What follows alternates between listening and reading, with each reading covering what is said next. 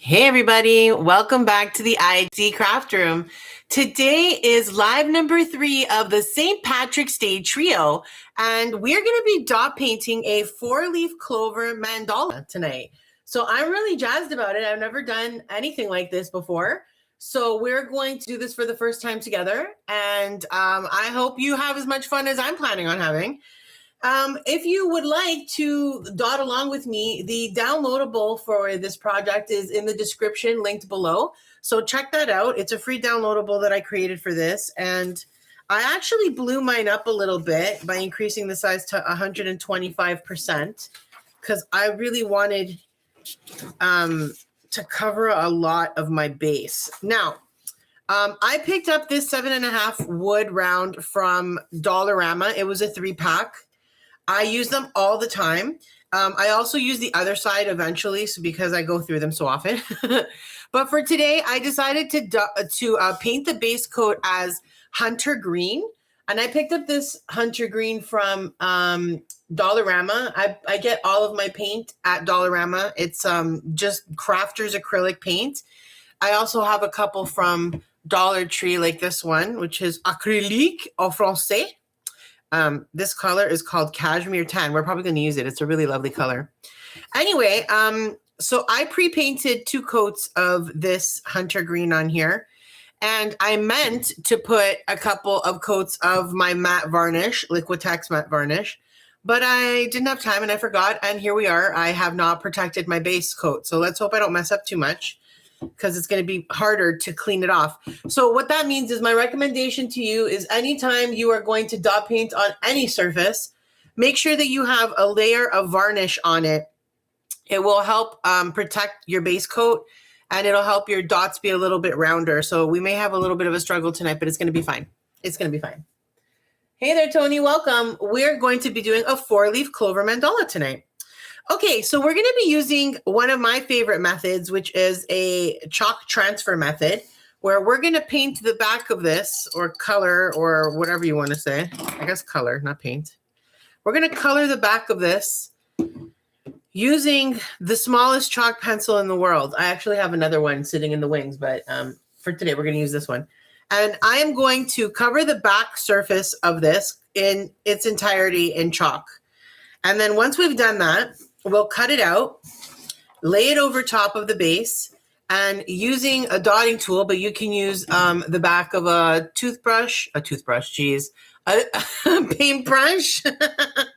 or you could use a pen or a pencil. And we're just going to trace around everything to transfer that chalk onto our surface and give us some guidelines for us to dot around.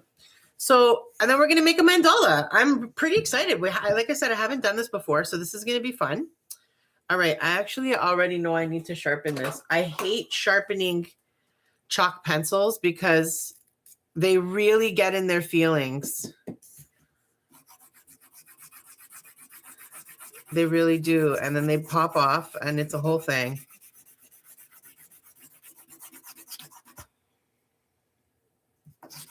You know what? I actually should maybe just start my new pencil. But there's so much chalk left in here. You could also try using transfer paper. I've actually never, ever used transfer paper. I should. I might really enjoy it. I'm going to probably use a 35 or 40% coupon from our friends at Michael's and see if they have some kind of transfer paper and see how that works. How do you erase the lines after from a transfer paper? Like if you transfer using transfer paper, does anybody know? If you know how to erase that, I would love to know, because I don't actually know. I've never used it before.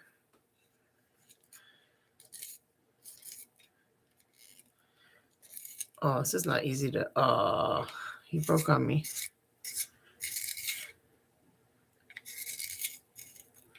Guys, do you like my little heart-shaped pencil sharpener? Happy St. Patrick's Day, everyone. We're going to be doing a 4-leaf clover mandala tonight, which I'm really psyched about. I think this is going to be fun. Now, if you can freehand draw, you can skip this part. You don't need me to give you a Clover to use, but I cannot freehand draw to save my life. So I need such things. Okay, I feel like we've covered it. I'm going to try. We're going to start trying to transfer it over, okay? All right, here we go. Man, that really hurt. Let me put you aside. And I'm going to cut around this a bit because it'll be easier to place it.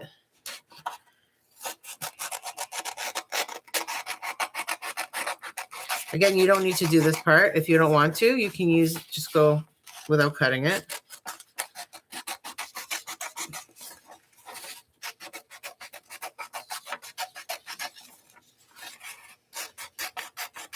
I'm getting a little too close now. I should have left more of a trim around, but that's okay. All right, so let's see. So I'm going to eyeball it. You can totally use a ruler to figure out the center point of your shape, but I tend to keep it easy breezy over here when I'm working on dot painting stuff. So if it's not in the middle, I'm not going to stress over it. I'm going to just eyeball it. Let's see. I think you're fine. I think you're good where you're at. Okay, so I'm going to be using my 2mm dotting tool, but as I said, you could totally use the top of a paintbrush, or if you have a pen or pencil, you can use that as well to help you trace. All we're trying to do is put some pressure to transfer that chalk from the back onto the surface. So the number one thing I will recommend, though, is once you've placed it, put your hand down and try not to move it, because if you get it out of place, to put it back in the exact same spot is going to be a bit of a challenge. Okay, so basically, again, I'm just pressing down with, I don't know, medium pressure. What's medium pressure? I'm pressing down. I want you to feel it.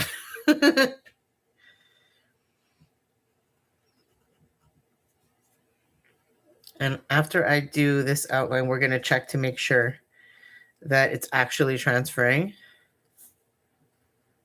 because I've done that on more than one occasion where I think it has and it's not.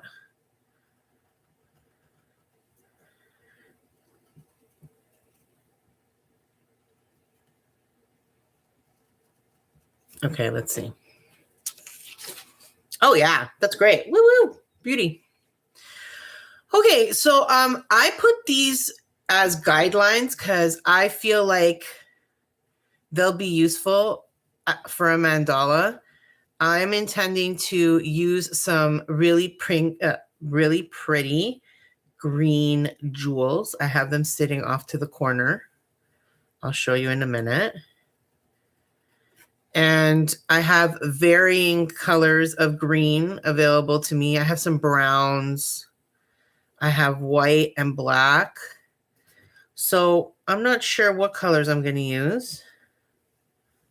I don't really have much of a plan other than I want to transfer this over.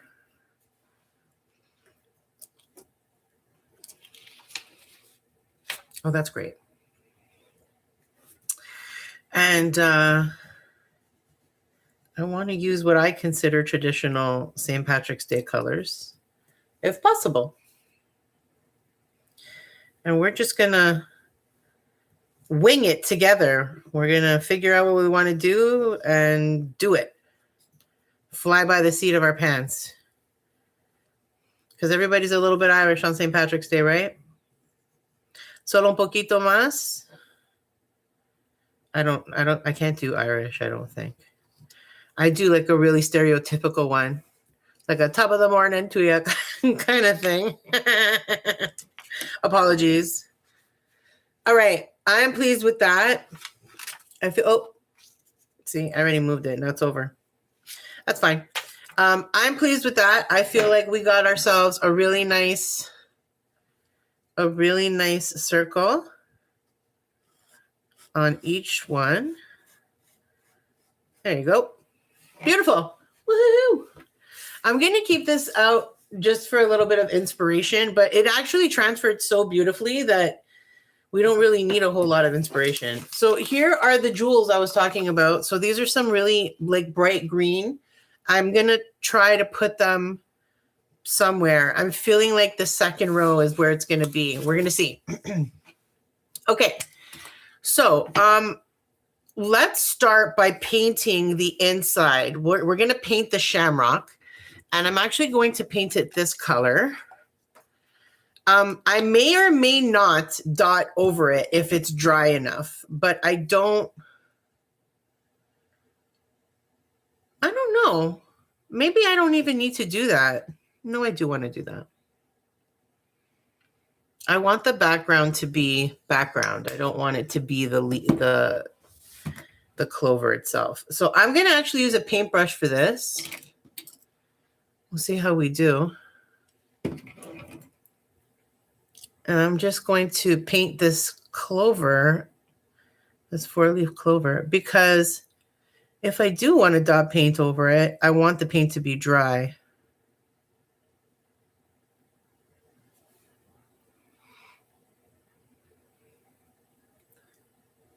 So we'll do this first and give it some time to dry.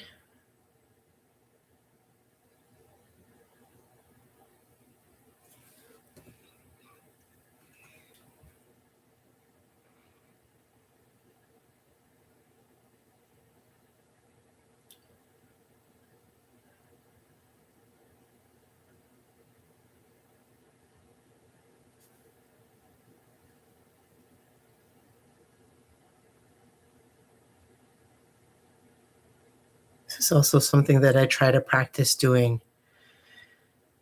Every time I work on a project where I can practice it, I try to practice doing smooth lines because I'm a little spazzy or a lot spazzy. I mean, whatever.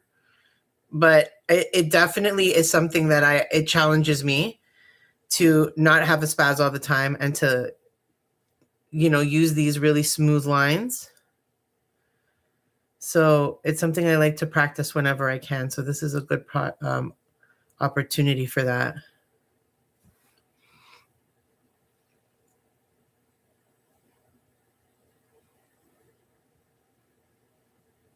All right. I feel like we got...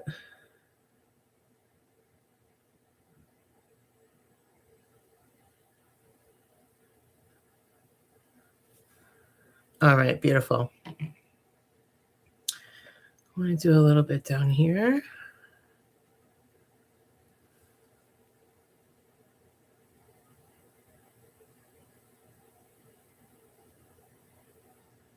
Okay. All right, let's move on to the next one. And then we'll see. I am debating. I want to do a whole row of dots on this ring. I'm thinking like 3mm dots, which will be, nice sized. But I can't decide what color I want that row to be.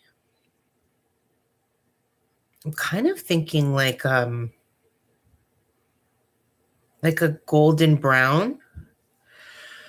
See, I have a gold, but my gold is garbage. It's very liquidy, and I've yet to replace it. I don't know why. I say it every single time I want to use the gold. I'm like, oh, I haven't replaced that yet. I need to really put that on my list. And if you're in your 40s, you know what I'm talking about. You need a list for everything.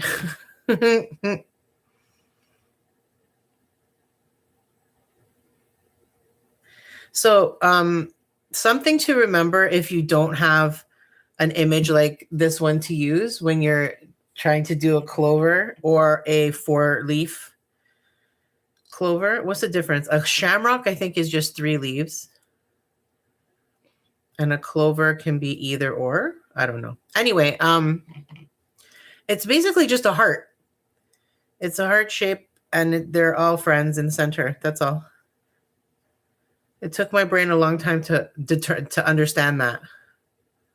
But it really is just a heart. So if you can draw a heart, you can draw a shamrock. Beautiful.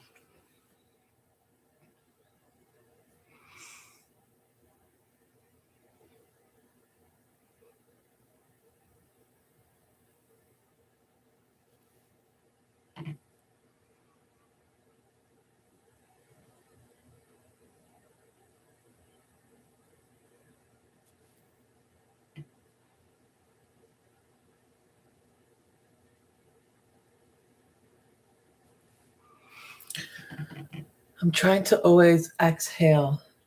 Hi there.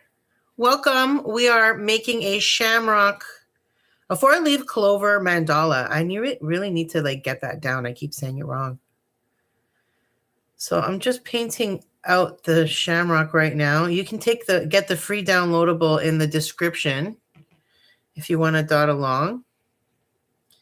I'm not sure if I'm going to put any dots on this 4-leaf clover or if I'm going to just let it stand as this color. We'll see. I kind of feel like I do want to put some dots on it though. We'll see. For now, I would just want to get a nice even coat on each leaf. Then we'll come back and do another coat. I'm making it thin enough that it should dry fairly quickly. And then we're going to move on and start working on the mandala rings. I'm actually really excited to use some jewels. I always enjoy using jewels in these types of projects because it's fun. And I love me a little bit of bling. Like, get out of here. Why not? Okay.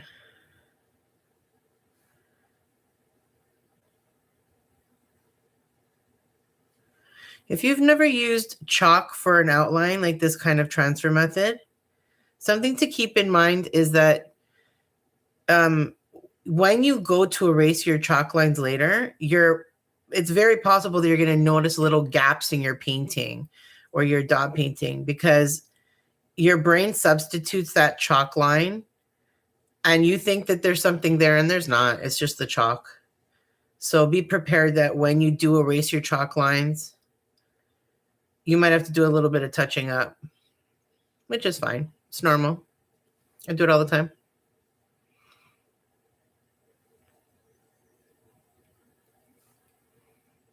And you definitely don't want to try to erase your chalk lines until at least 24 hours has passed. You want to give your paint a good chance to dry. Trust me when I tell you this from experience. I have ruined more than one project with impatience and trying to erase my chalk lines too soon, and then I end up destroying my dots, and it's sad. It's very sad. I cried about it. I don't want to talk about it. Yeah, I talk about it all the time because I'm devastated. So I try to avoid doing it again, basically. All right. I'm going to let this sit for a little bit, and then we will come back and do a second coat.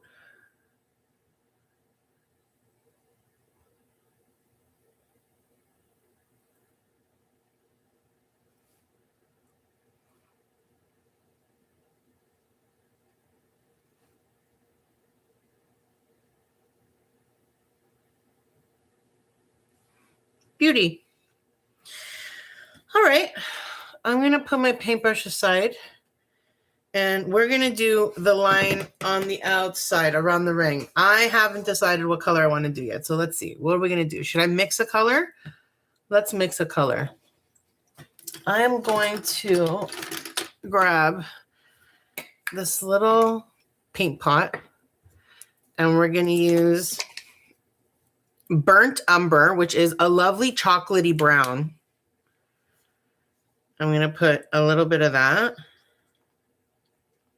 A little bit of paint skin went in there. I got to fish it out. I need my toothpicks. Yeah, you see that? Ew. Gross. Gross. And I think I'm going to mix in, I need yellow. Where's my yellow? I'm going to mix in this yellow. Bright yellow, it's called. And we're going to see what color we get out of that. Oh, you too, another skin. Ma, get out of here.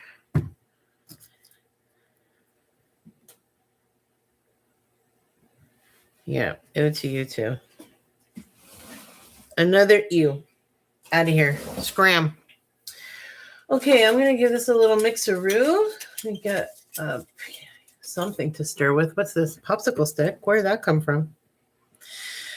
Okay, so this is something that I need to say every time I mix a custom color like what we're doing right now. If you don't want air bubbles, really, really take your time. Stir slowly, stir evenly. If you're impatient as I am and you stir more aggressively like I'm doing right now, don't do this, by the way. You're going to get a lot of air bubbles in your paint. So be aware, be prepared. These are the toss-ups that we have. I'm willing to deal with the bubbles because I'm too impatient to wait and to stir slowly. What do you think of this color? It's kind of leaning into the gold for me, like that bronzy gold. So I like it. I think I might do a little bit more yellow. Because that's kind of the color I wanted to get into, like a bronzy. I can already tell that there's another paint skin there. You guys, man. Okay, let's see.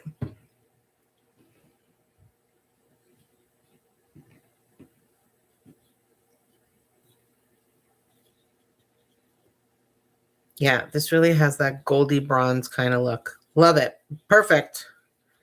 This is exactly the kind of color I had in mind. All right, so that's what we're going to do for, let me try and make sure I scrape the sides really well. That's what I think we're going to do for that row right outside there. Okay. Let me get you over here. Come back, friend. Okay, I'm going to be using my 3mm dotting tool, which is the biggest one I have in a stylus form, which is this with this little ball on the bottom. If you don't have dotting tools, I highly recommend you check your junk drawer. Things like toothpicks, Q-tips, you can use it with the cotton on, pull the cotton off, use just the stick. You can use the top of paintbrushes. They come in many, many different sizes. You can also use things like shish kebab skewers. I use them all the time. The tops give you a good size, and also the bottoms give you really good tiny dots. I've used the top of a glue stick in the past as well. The top of a pen or a pencil. Boop, boop, boop, boop. Anything that you think can give you a dot, give it a try. You can totally use it to do some dot painting if you don't have any of these tools at home. So don't let that stop you. All right, here we go. We are going to get started. I am going to try to make all of these dots pretty even and pretty full.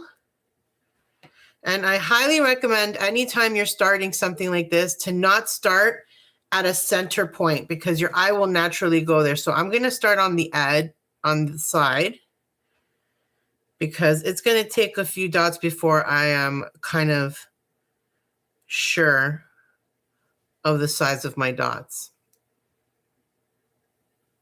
Now, if you're a beginner dot painter, please be aware that I am dotting very fast. If you're new to dot painting, you should not be dotting this fast. You're going to be taking a deep breath between every single dot that you place, and you're going to focus on your placement. It's one of the reasons why things like this are a fun project to get used to spacing out your dots. You can practice avoiding what I call blob dots, where you get a little too close to the dot on the side and they touch each other and they turn into a big blob. That's what I call a blob dot. And the only way to avoid that and to get good at leaving space between one dot and the other is repetition. You need to just keep trying it. You need to keep repeating it. I find it boring to practice on practice papers.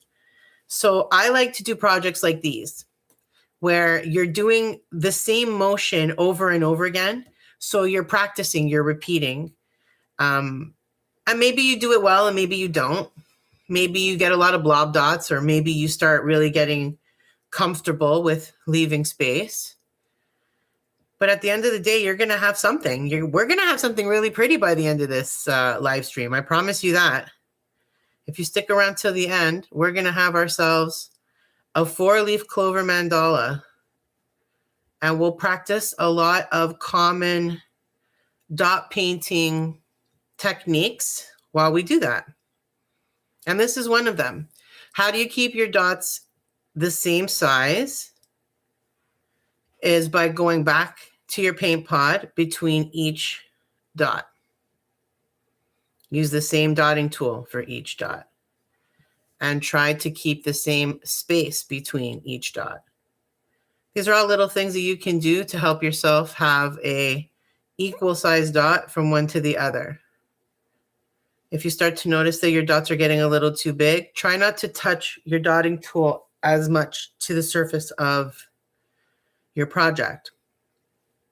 Or clean off your dotting tool because you have paint buildup, which is likely making your dots a little bit bigger.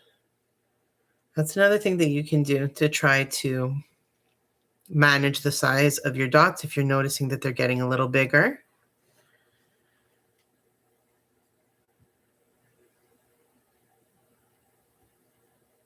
And then we're going to have to decide what we're going to do next. I feel like I want to do a jewel on the next row. Let me think. Should we try to do like a big dot where each of the leaves are? I feel like that's a good idea.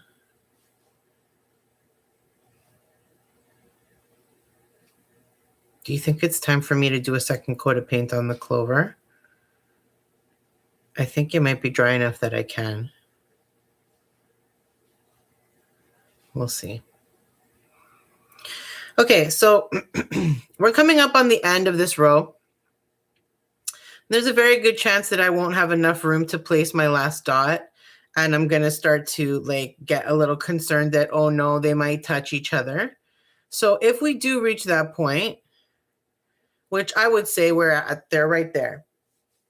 Do you see how there's enough room for me to place a dot, but there's also just not enough room as well? So if I try to place a dot right now, I run a very good risk of touching one of the dots on either side.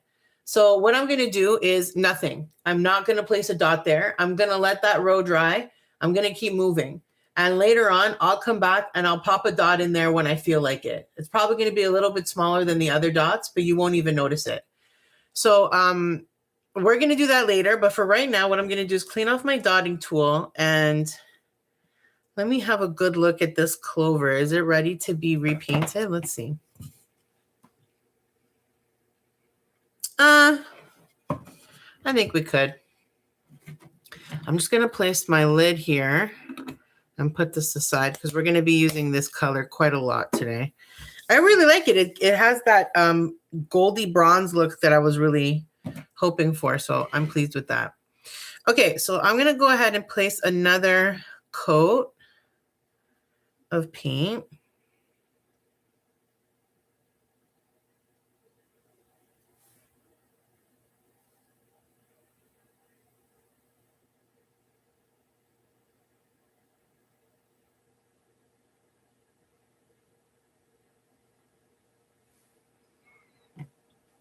As I was saying earlier, this is a skill I'm trying to practice. Long, smooth lines. I find that challenging.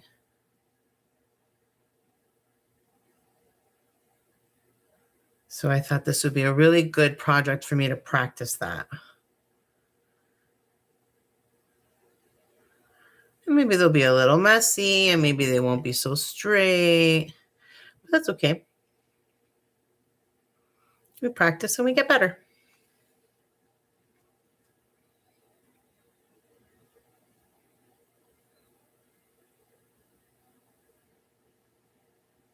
All right. I am pleased with this. I think we're going to go ahead and move on to the next one. That should give me a good basis.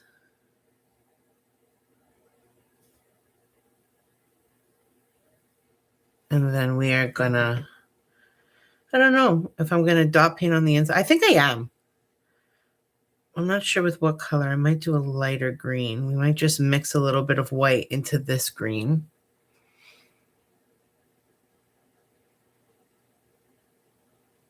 Let's see.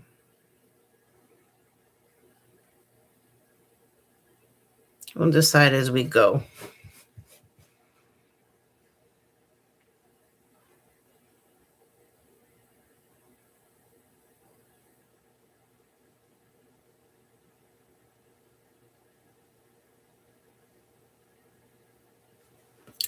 Yeah, the struggle's real over here.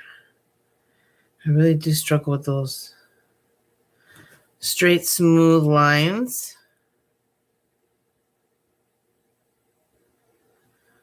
I find that a challenge.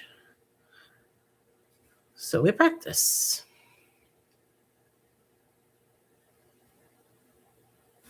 Not bad. This one seems a little bit warped to me. It's not quite a good curvy heart, but it'll be fine. I might need a little bit more paint in my palette. Okay, let's see.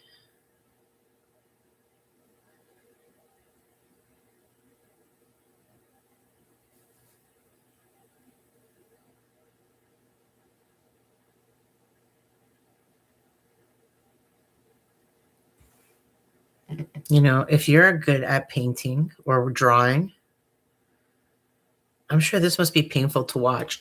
Because I'm not, so I take my time about every little thing I do. And in the end, we get there. And I'm always proud.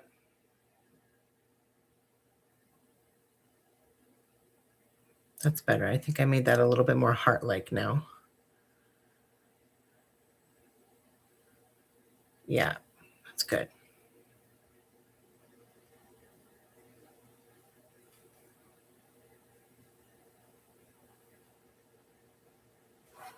Beautiful. One more. I'm going to need a little bit more. Ooh. So I don't know if I mentioned that this color is called Christmas Green that we're using right now. The color that we used on the background is called Hunter Green, which is such a lovely, lovely green. I would love to have, like, I don't know, a really warm sweater in this color. I feel like dark green looks good on everybody.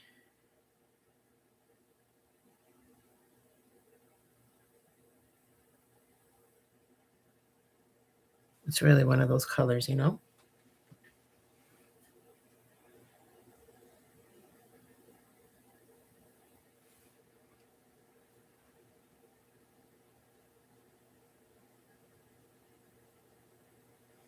Beautiful. It's always good to practice the things that are challenging and frustrating. It's kind of annoying, actually. That the thing that you suck at the most is the thing you have to do the most is like so insulting. But it's true. It's really true. The thing you suck at the most, you have to do the most.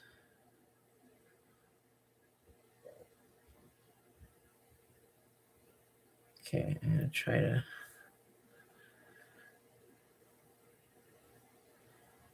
curve that a tiny bit. I like that.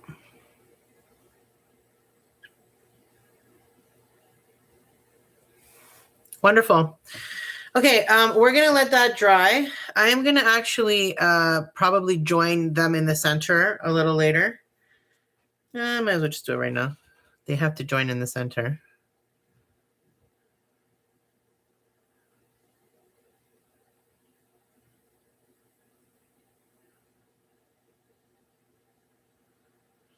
Oh, all right. Beautiful.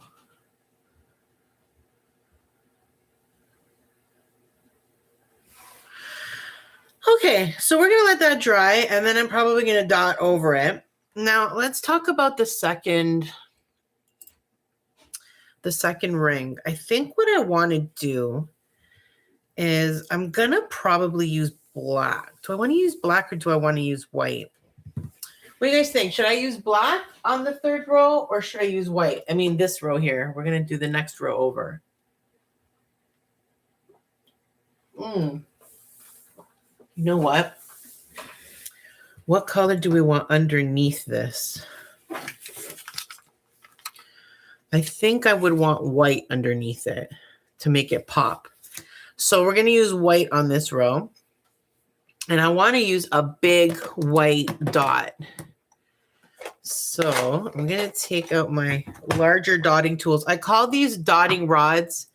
I got them from Happy Dotting Company off of Etsy. She's a lovely lady out of the UK. You can get her stuff on her Etsy shop, but also I'm pretty sure they're sold on Amazon.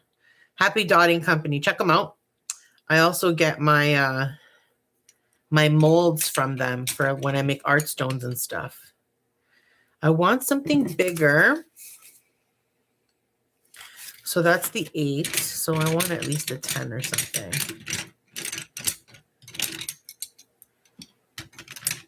What are you? No, you're even less than what I need. Scoot. We need to find the 10.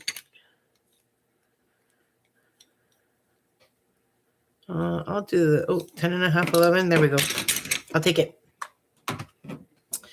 That should do, yeah, 10 and a half or even the 11 will do really well. Well, let's do 10 and a half.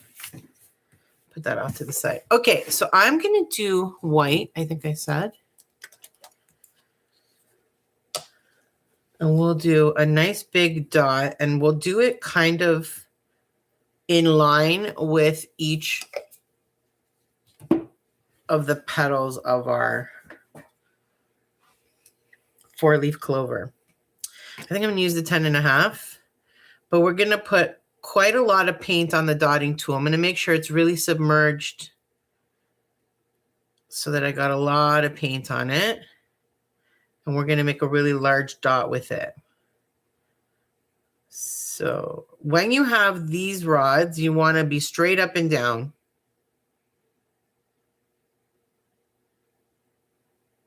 You want your hand to be straight up and down when you're using a rod like this, because it has a flat surface on the bottom, whereas these rounded stylus type of dotting tools, you can get away from the side as well because you can still get a round dot. Okay, so we're going to stick with that. Do I want to go? I'm trying to decide if I want to build out something like, so I have a 4, or do I want to do something like 6? Do I really want to stick with the 4? I don't think I'm going to stick with the 4. I think I'm just going to go around. So because I don't have any other lines other than these circles, what we're going to do to try to kind of balance things out is I'm going to use a cross formation over and over again. So I'll show you what I mean by that. We've already placed that dot up there. Now I'm going to go and place a dot, what seems to me like the complete opposite end. Eyeballing it, that looks right to me. Okay, now I'm going to do the exact same thing.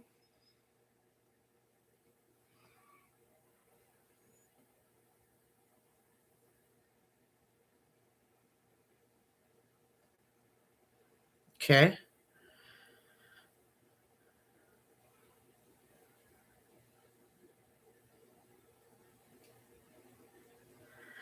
Now again, I wanted these really big dots because I want to put jewels inside them. So imagine a bright green jewel in the center of each of these white dots, because that's what the ultimate goal is going to be. So when I'm done placing all these dots, we're going to go back to them and we're going to check to make sure we don't have any bubbles. And we're going to try to level them out a little bit to help them dry so that we have time to put our jewels on them later. Okay, so now what we're going to do is go in the center of each of these 2 dots and split it right in half. Okay.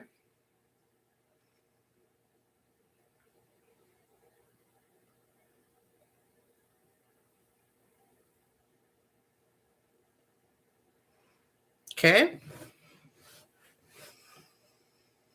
So this is an easy way to try to keep things a little bit more symmetrical when you don't have lines to help you do that. I rarely have lines that help me do that because I don't care. I don't really care if things are straight. They're going to look pretty anyway, so I'm not worried about it. I need some more white paint. When you're doing these large dots, you definitely need to make sure you have paint available for it because they need it. And you don't want to be chintzy on the paint when you're using a dotting rod because you'll end up with a smaller dot.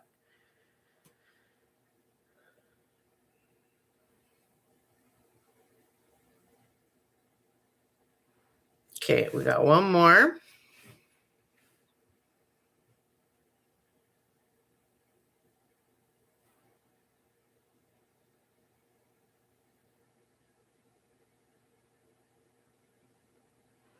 Beautiful. Off to the side, I have a wet J cloth. I use this the entire time. I have 2 of them because I get things on my hands and I like to clean off my dotting tools. I highly recommend it. Super reusable, super cheap, super easy. Okay, so what are we going to do next is we're going to check to see. Actually, I don't have my bubble popper, do I? Ah, here it is. My bubble popper is just a super pointy thingamabobby. You could use a toothpick for this if you don't have one of these, or a shish kebab skewer.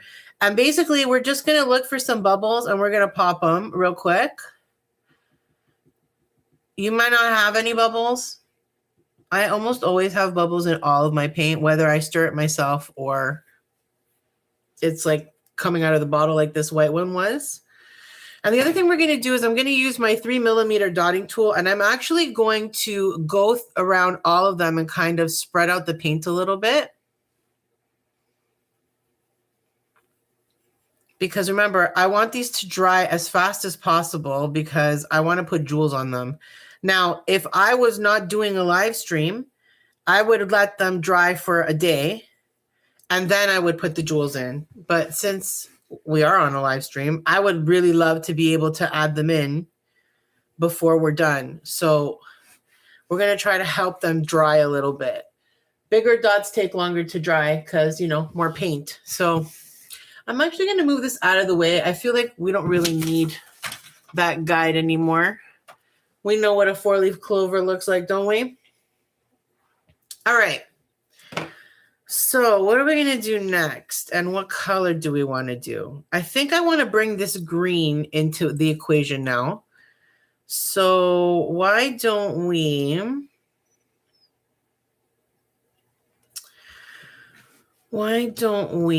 try a dot underneath and between, and then I can walk the dots up.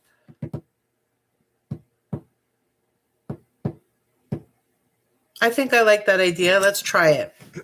So what I'm going to do is grab a sip of water because I'm very thirsty.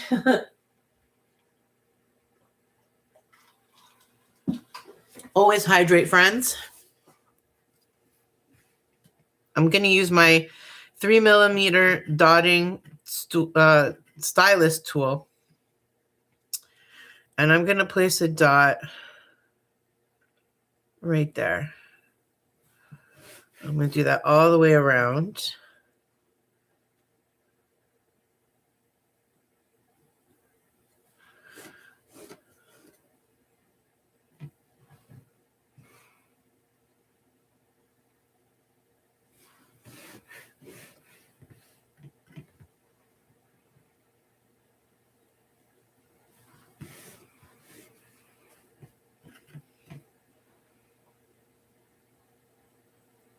You can see how far different the distances are between these white dots and those. I only had a little bit of room here and a ton of room there. So obviously I'm not as even as I think I am. And all I can say is whatever. Whatever. It doesn't matter. It'll still look pretty. Watch. You'll see. So these dots on this row are dry enough that I could go back and put that dot in, but I'm not going to yet, but soon. Okay, I think I'm gonna also put one of these dots up here. Not yet. Let me walk the dots first. Okay, so since I did a 3 millimeter all the way around and I want it to be a little smaller, we're gonna go down to my, do I want to do the 2 millimeter? Yeah, I'm going to use my pink dotting tool, which is a 2 millimeter bottom. And I'm going to do something called walking the dots. And in order to walk the dots, what you're going to do is you're going to add some paint to your dotting tool, to your stylus. And you're only going to fill it one time. You're going to get a really nice amount of paint on your dotting tool. And then you're going to place a dot and keep dotting, keep dotting, keep dotting until you get smaller and smaller and smaller dots. You're not going to refill your paint. You're just going to let that get less and less and less. And you're going to walk the dots. That's walking the dots. So let's do that together and I'll show you what I mean. So I'm going to grab as much paint as I can on my dotting tool. And now I'm going to go 1, 2, 3, 4, 5, 6, 7. And you see how they got smaller and smaller and smaller? Let's do it again. 1, 2, 3, 4, 5, 6, 7. See what I'm saying? Now, I think what I want to do, now that I see this, is I actually want them to go up to this line. So I'm going to put a dot here. And we're going to dot towards that and see if we can make that happen. Okay, let's do that. What dot do I want to put there? Because this is a 3 millimeter. I want to go bigger. Let's go up to like... I have a 4. I think the 4 should be good. We'll make sure we get a lot of paint on it, and that'll make it a nice big dot.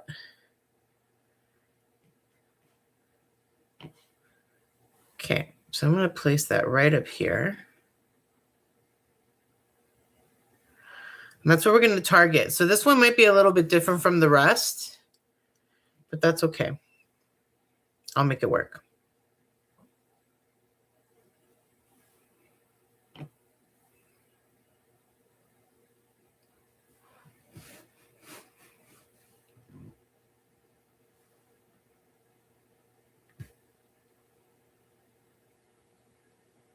Remember, you want to try to stay in line with the dots you've already placed. So what I mean by that is, you see how it's in line with each other? That's what we're trying to maintain, is that continual line through. Even though we don't actually have a line there, but you can imagine it there.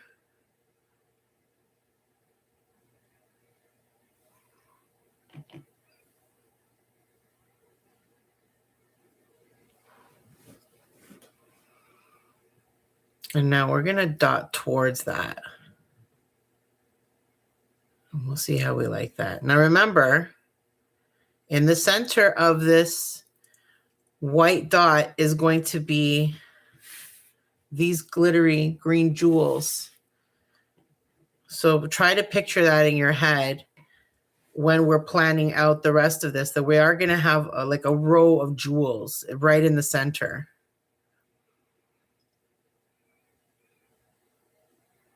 It's hard to imagine right now.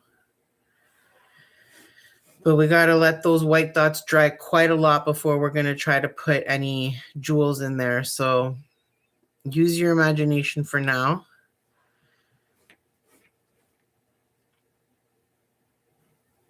Okay.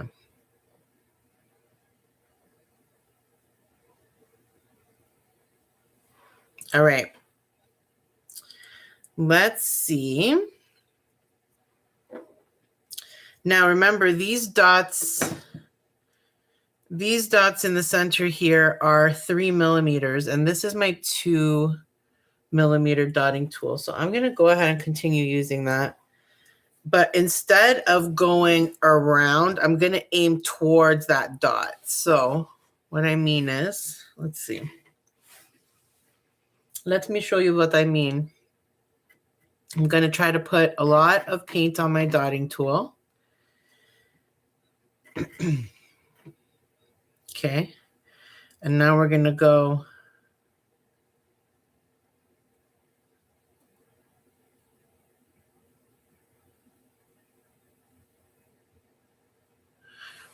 towards that dot.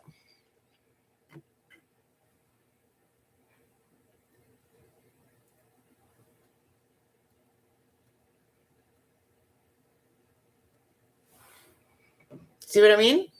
Cool, right? Little ways that you can make different designs that are really simple. That's one of the reasons why I love dot painting. I am not able to draw freehand. It's never been a talent of mine. But when I learned about dot painting and that I could make something beautiful out of dots, I was like, get out of here. This is right up my alley. And I learned a lot of really fun techniques to make really pretty patterns. And it's super simple and very, very cost efficient, very low budget, either hobby or art form or whatever you want it to be in your world. For me, dot painting is really, it's such a good price efficient project kind of thing for me. Something like this costs less than $5 to make.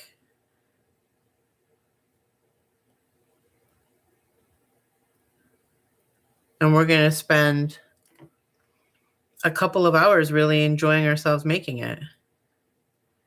That's a good bang for my buck. I'm thinking what we're going to do is we're going to mimic this on the next row. Well, what color do we want it to be? Do we want it to be this golden color we made? Or do we want it to be white? And then we can make the golden color and another one on the outside. Ooh, I feel like I like that idea. So we're going to do, these 3 colors are going to be our main colors. The colors that are currently on your screen right now, other than the rhinestones we're going to be using, which are a completely different and really vibrant green. So they're going to be showstoppers. I feel like I need a dot on either side of that. So, okay. I didn't go close enough to that top dot. So I'm going to add a tiny dot there on either side because I think it needs it. So I'm using my smallest dotting tool. And I'm just going to go in between. Like that. Okay. All right, we got 2 more.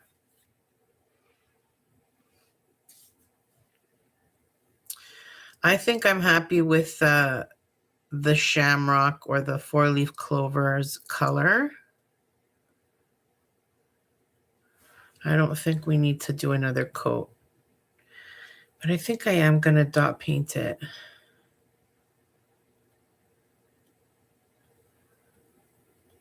Probably with the hunter green from the background. Yeah, probably.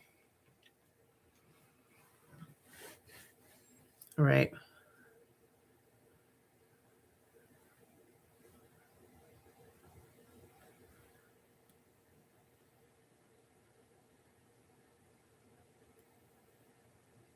Okay.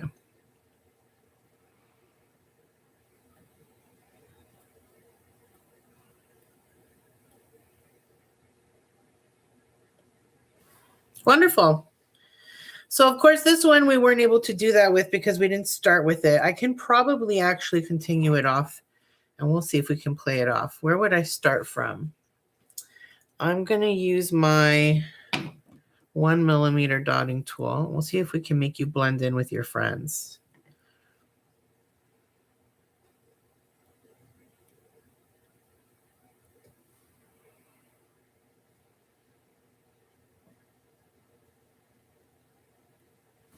Yeah, not bad, right? You almost can't tell. Beautiful. All right. Next row, we're going to do, I think we're going to do white is what I decided. Now, I'm going to probably go up a size on everything we just did, just so that it looks a little bit bigger. Oh boy, she's a thirsty girl tonight. Now, I obviously won't be able to put any more dots between that green and this bronze circle, so that's fine. And what we're going to do to kind of counter that is we're going to opposite walk the dots. So I'm going to put a bigger white dot on top, and then I'm going to start walking the dots from top down, as opposed to from down to the top, like we did on these ones, which will give us a nice offset pattern, and it helps alleviate that issue because now we're going to dot down to like nothing, to like little tiny dots. So yeah. Okay. Now, if I'm not mistaken, I think we did a 4mm for that green dot. So we're going to go up here, Scoot. We're going to go up to what? Should we go up to 6? I think that's a good idea. Now, out of curiosity, if I wanted to put another one, we wouldn't be able to do it on that one. It'd be too small. That's okay. I don't know that I would want to do another jewel. I think just that jewel in the center should be enough. We'll see. Actually, maybe I'll put one right in the middle of the... Oh, now you're thinking, Mary. Okay, we'll see. Again, because we're going to be making bigger dots, we want to make sure that you have a lot of paint in your paint palette. I'm using the 6.0. This has been sitting for a while, so let me give it a good stir, because it has that little bit of film on top from sitting for a while. Okay. Wipe it off. And we'll start again. Okay. So again, we want to try to not start where you would naturally look. So we'll start over here, just in case I don't love the way the first few dots come out. Okay.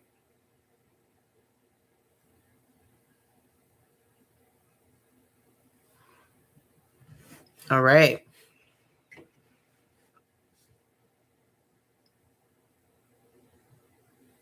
So remember, we're always trying to stay in line with the dots right in front of it. Okay. We're trying to always eyeball it in that direction. Again, you could have been more intelligent than me and gotten yourself a nice little stencil. Or I could have drawn the lines onto the stencil. I hadn't thought about that until today. I'll probably do that next time. But basically,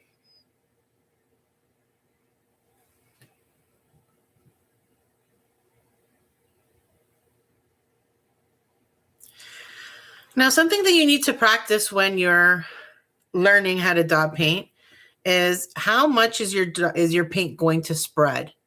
That's the whole thing about practicing space between each of your dots.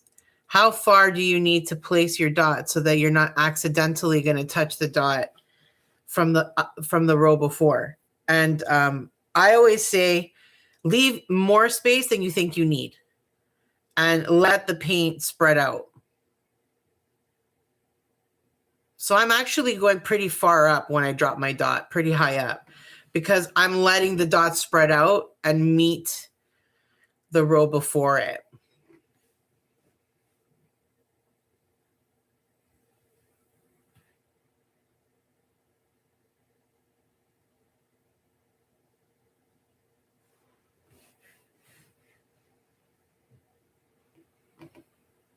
Okay, now what we're going to do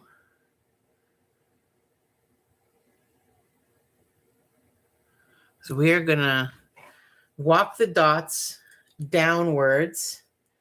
We're going to start with the 3mm dotting tool, since that's a nice big white dot. And we're going to walk it down this way. But just for my convenience, I think I might walk it up as opposed to walking it down. What difference does it make? Will it make a difference? I don't think it will. I'm talking about the difference in the shape. It would just be the way I do it. If I versus what? I don't know. Do I want to go top down or do I want to go bottom up? It doesn't really matter. It should be the same thing. I think we're going to go top down. So I'm going to get myself a little bit more white paint. And we're going to go ahead and walk the dots again. So what's walking the dots? Remember, you're going to fill your dotting tool only once with your paint. And then we are going to dot, dot, dot until we run out of paint and the dots have become super small and pretty. Now let's start on the side again. Get a nice amount of paint on my dotting tool. We're going to start on this side.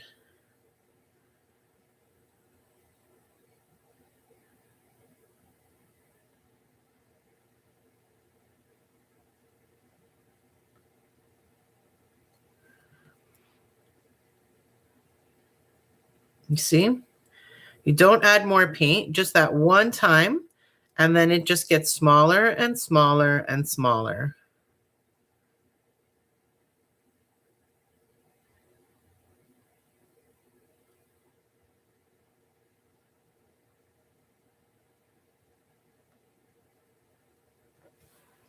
There you go. Let's do that again.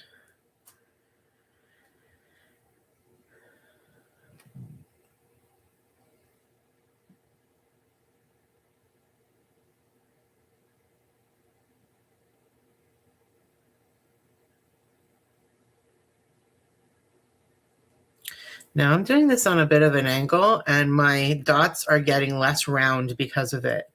So keep that in mind. If you're noticing that your dots are not round, you're probably holding your dotting tool at too much of an angle. So try to straighten your hand out.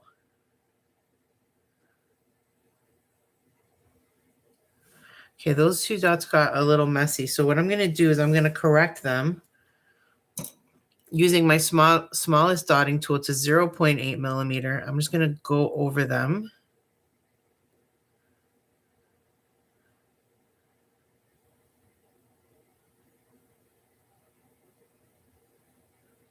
There we go. Beautiful.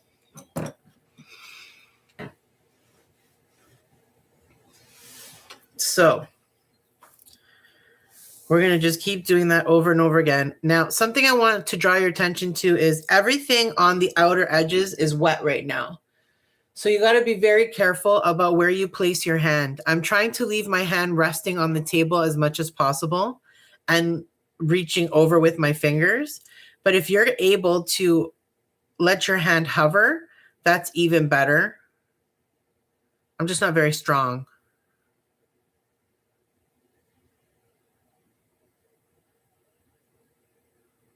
So I struggle with that.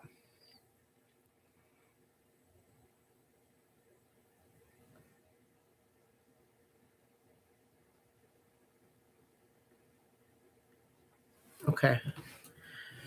Wonderful. Let's try going bottom up and see if it looks any different. I'm going to start from down here and we'll see if they do look different. I'm curious now if it made any difference for me to consider one way or the other.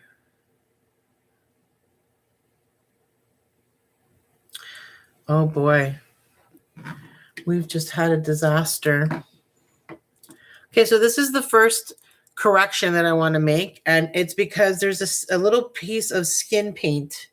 You know, like those little bits of paint that have like that dried skin inside? It was on my dotting tool, and therefore it landed in the dot and splattered on the outside. So we're going to try to clean this up using a damp Q-tip.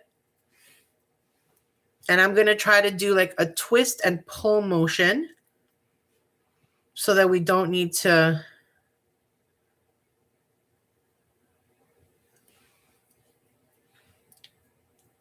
We're going to try to avoid touching the other dots.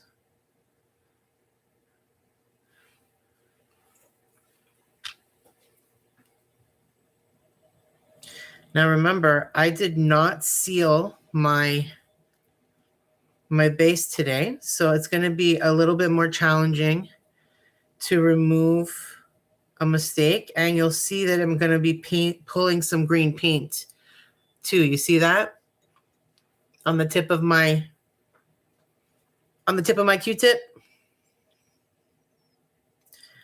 I'm going to be pulling some of that green paint because I didn't protect it with a layer of varnish. So this is actually a perfect example of what I constantly preach. And because I didn't have a chance to follow my own preaching today, and I didn't have a chance to seal the base coat, I'm having a bit of a harder time cleaning off the paint. And as you can see, I'm pulling up some of that green paint as well. So keep that in mind. But sometimes these things happen. I didn't know there was a little piece of paint skin there. So what are you going to do when you live in a shoe? Okay, so because we've already done 2 dots, the only way I'm going to be able to continue the downward or descending dot is I'm going to start doing my 2 dots on my paint palette. So that'll be my dot 1 and that'll be my dot 2.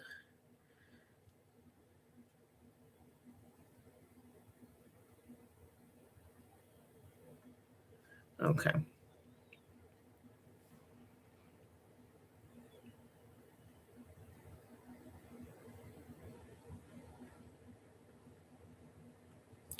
Okay, is there any difference between that one and that one? Not really, no.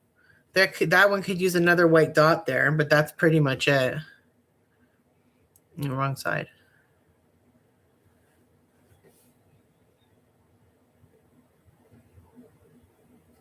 Okay. All right, so in that case, I'm going to go bottom to top because I find it more comfortable. So you do whatever you like. But that's what I'm going to actually do is I'm going to go bottom to top.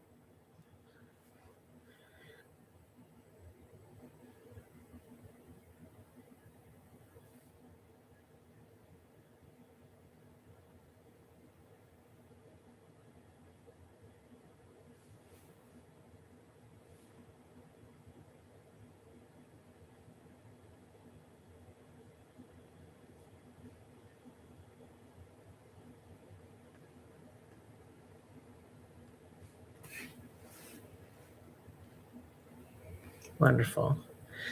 Those white dots are starting to dry. I can still see, though, that they're wet in the center.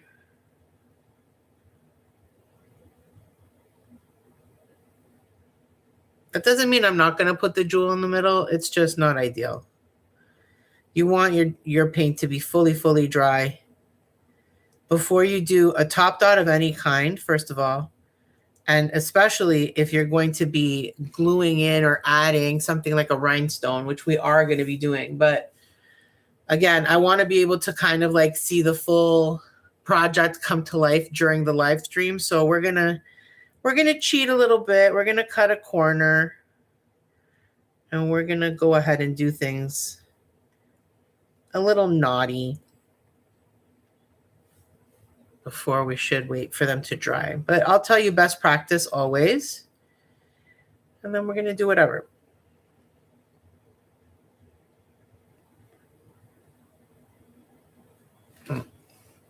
Okay, last one.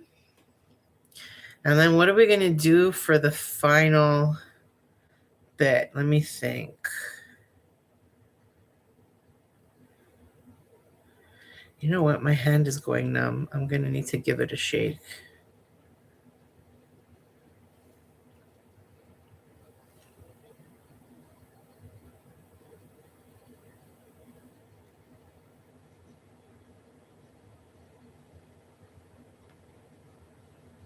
All right.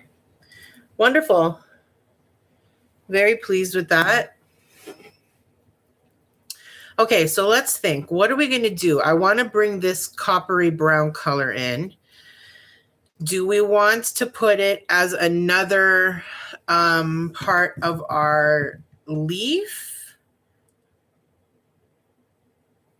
No. You know what I think I'm going to do? I think I'm going to do a gold dot right in between each of these. And then we'll do a top dot on, not a top dot, but like a little tiny dot on the top of each of these white ones. We'll make that gold. So it'll be like gold here, gold there. What else would we do? Well, let's see that. And then we'll decide what we like about that. If we like that or we don't like that. Another sip of water for Mary.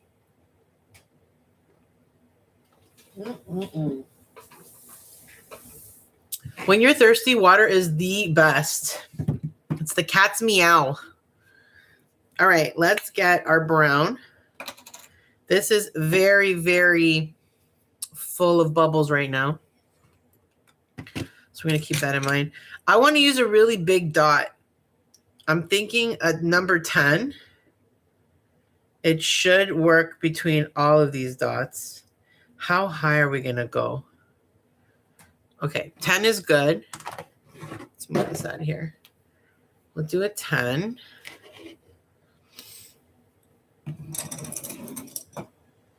Okay.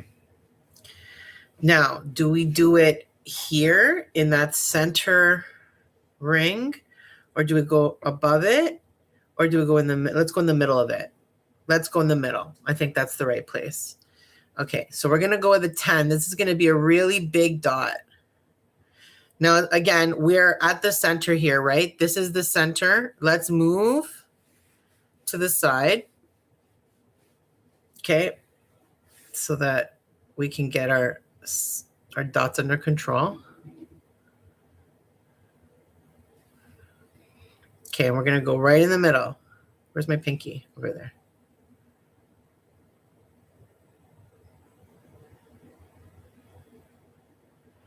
Okay. That's a serious dot. You want to make sure you have a lot of paint on your dotting tool. A little bit of paint just fell off my dotting tool onto the...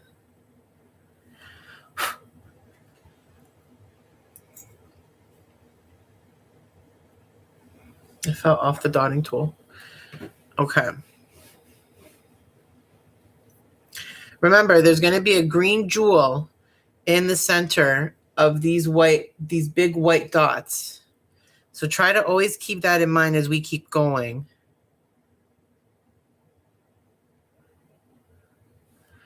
It's going to make everything look a little bit different.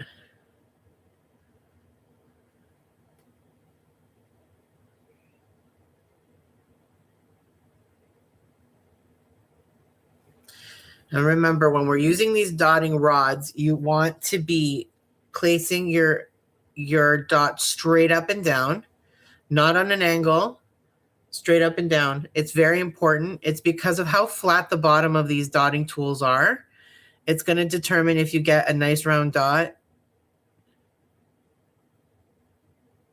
or a messy, confused half dot.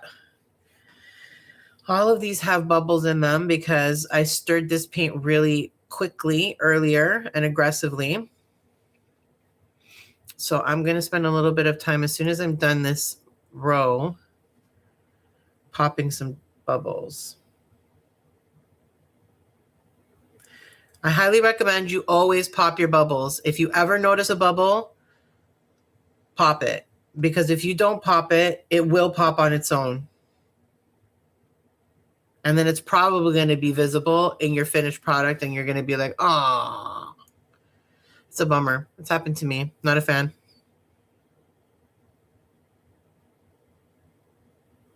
All right. Let's give these, I'm going to clean off my dotting tool.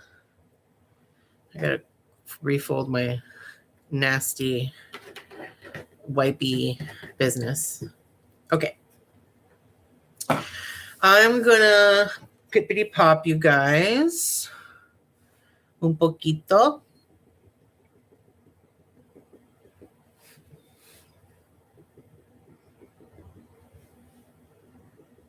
Now I'm not planning on putting anything on top of these dots, so I'm not gonna really do much to them. Meaning I'm not gonna spread out the paint like I did on the white dots. I'm gonna leave them alone. But I do want to mention something super important in terms of where you are when you are dot painting. If you're dot painting in a cold environment like I am, then what's going to happen very likely is that you are going to start seeing some cracks in your paint, especially paint that is like a thicker dot. And that's because the paint's going to start drying from the outside in. And that little jiggly bit of paint in the center can either crack or it can be like a drop and you'll see it kind of cave into the center. So it's very often that my paint cracks because I dot paint in my basement, which is hella cold. Personally, I don't care, but if you care, absolutely try dot painting in a room that has more of a neutral temperature and see how that goes for you. I think that might be a little bit better. Okay, we are done popping our bubbles. Now I'm gonna go ahead and do like one of these dots on top of here. Okay. We're gonna get as much paint as we can.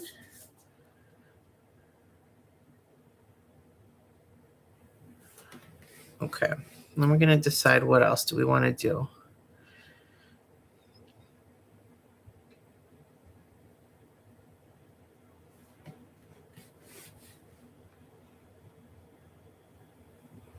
I also want to do a little bit of painting of the clover as well.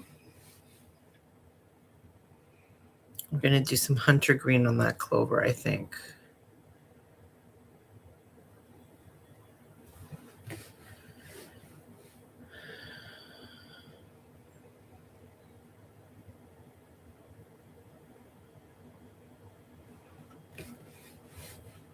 You can see that my rows are not even. So these top dots that I'm putting in right now, or these toppers, they're not really top dots. I'm having to adjust the size of them based on how much room is left between the white dot and the edge of my wood round. And the way I'm adjusting the size is by not placing my dotting tool completely against the wood round. Instead, I'm kind of hovering until I know I've got the right size. All right. What do we want to do next? Do we want to dot from there to here and go? Do we want to do that? I don't think I've ever done that before with the gold. Okay, how would I do it? Are we going to walk the dots or are we going to make them even dots?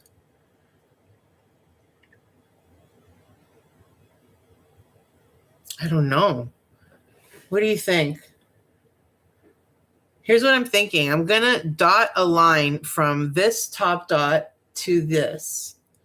And we'll do it on both sides, obviously. So like this. And it's going to curve a little bit. Do we dot paint it so that each of the dots are even size like these? Or do we dot paint it so that they get smaller and smaller like these walk the dots? What do you guys think? Tell me in the chat. What should I do? Should we make them even or should we walk the dots down?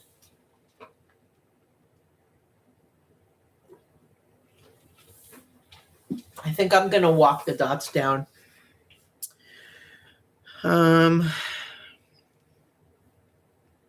Possibly in multiple rows.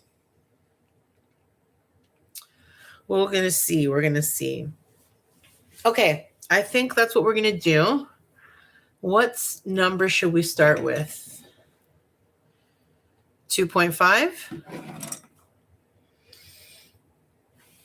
Okay, we're going to start with a 2.5. And I'm aiming for the dot over here.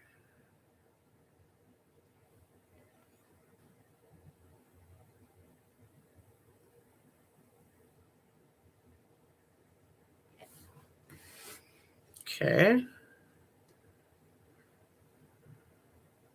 It's going to be awkward doing this like this.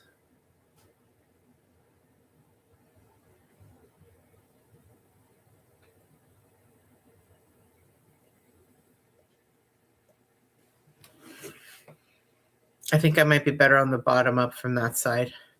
I like this idea. I'm liking the way it looks. Let's try that again.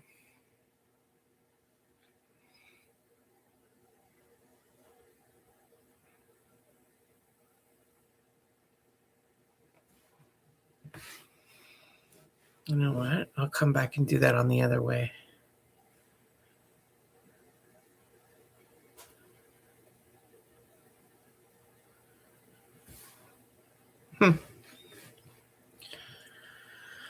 You'll notice that they're not always the same.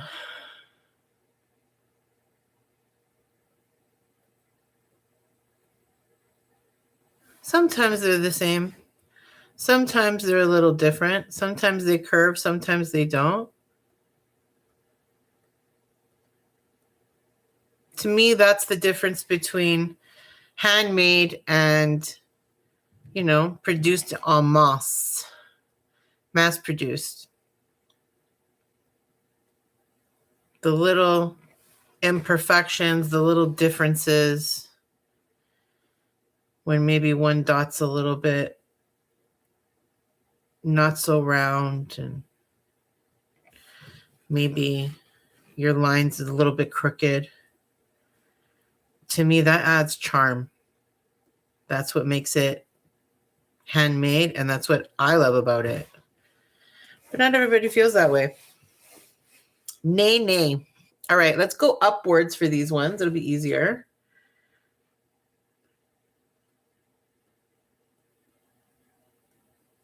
Than trying to lean across it with my hand hovering. I don't like that feeling.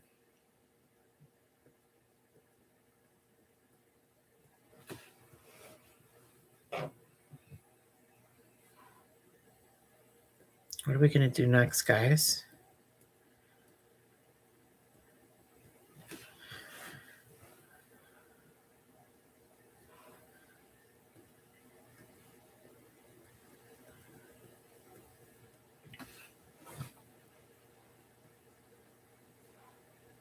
I see a bubble in one of these dots. I'm going to pop it right now before I lose track of it.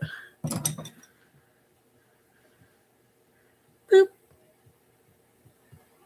Haha, got you.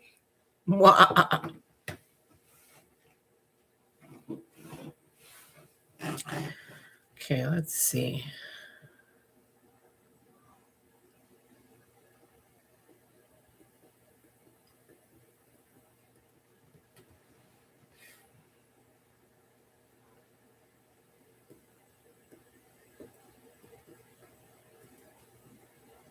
All right, we did it.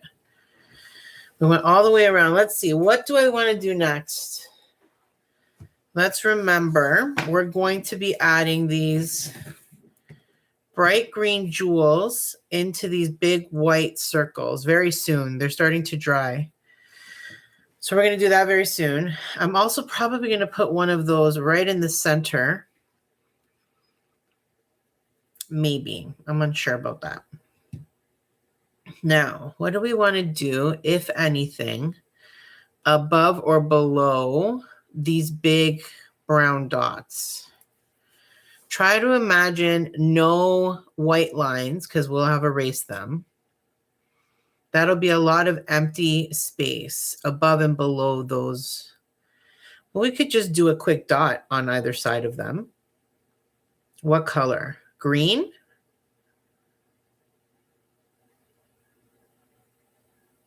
I don't know if I want to do green. Maybe white. But the white really stands out, you know? So I don't feel like I want to do too much more white. I feel like that might take a little bit away. What can we do? What if we dot straight down from that brown dot using the brown? Okay. What does that mean? Do we want to put like a bigger dot in the center? Like what? Like a 5.5?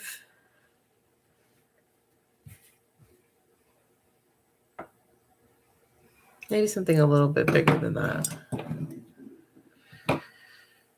Maybe what we'll do,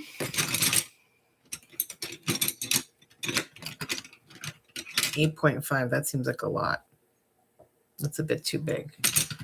We need like a 6.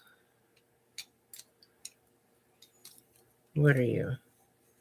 6.5, that'll do. Oh, here's the 6. Okay, we're going to do a 6 right here. Okay, and then we'll decide what to do next. Again, I'm going to start off to the side. Scoot. Here we go. And we're going to decide what we're going to do next.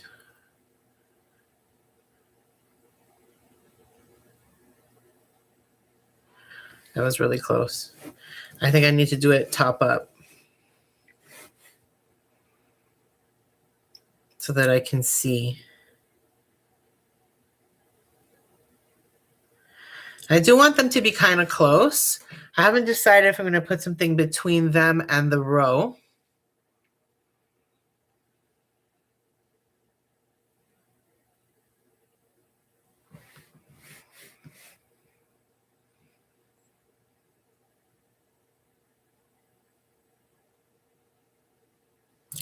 This was definitely the right call. Do you see how we build out a design? Just by feel. What sounds like a good idea? Where would you want it to be? What does it look like? Is there enough room? What color should it be? And little by little, we're making ourselves a super cool St. Patrick's Day mandala. Just like that.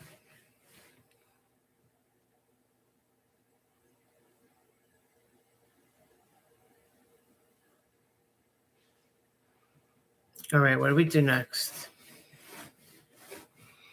Let's see. What is speaking to moi? Should we do a little white dot on the bottom and a little white dot on the top to fill that little gap in between and add that white in? I like that idea.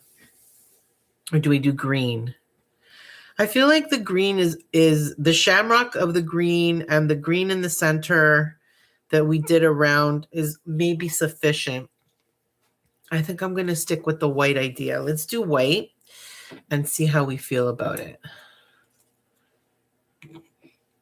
Because remember, you can always place a dot on top if you're not loving it. So meaning I'm going to put white dots, but if later on I'm like, I don't know, I should have put green, I'll put a little green dot on top of those white dots and it'll look completely like I planned it that way, even though I didn't.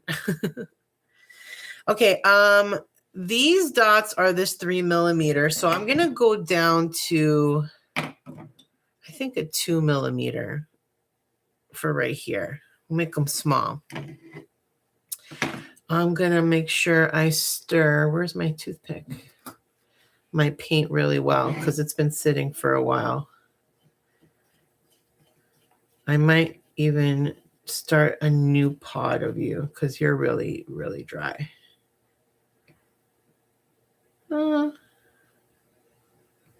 It's actually okay. I'm going to go ahead and try it. We'll see. Okay, so we're going to do, no, not you. I said 2 millimeter. I'm going to do it from the bottom up. So I can already tell this is going to be too big. So I'll do the 2 millimeter up here. And down there, I think I'm going to flip it over and use this top over here. Put just a tiny dot. So 2 millimeter. Now the tops of these, I think, are a 1.25, and they're all the same size. But I don't actually know if it is a 1.25. I think I might have made that up. I don't know. But who's going to prove me wrong? Nobody. So it's a 1.25. This one has a bubble in it. I got to pop it.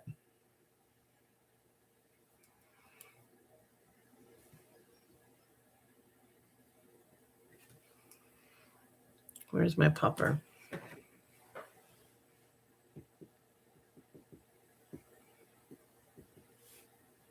Beautiful.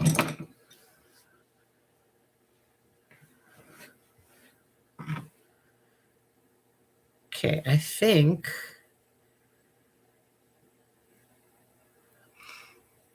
we're going to go ahead and place the jewels in because we're coming up on the end of this now. There's only a couple things I'm planning on doing more.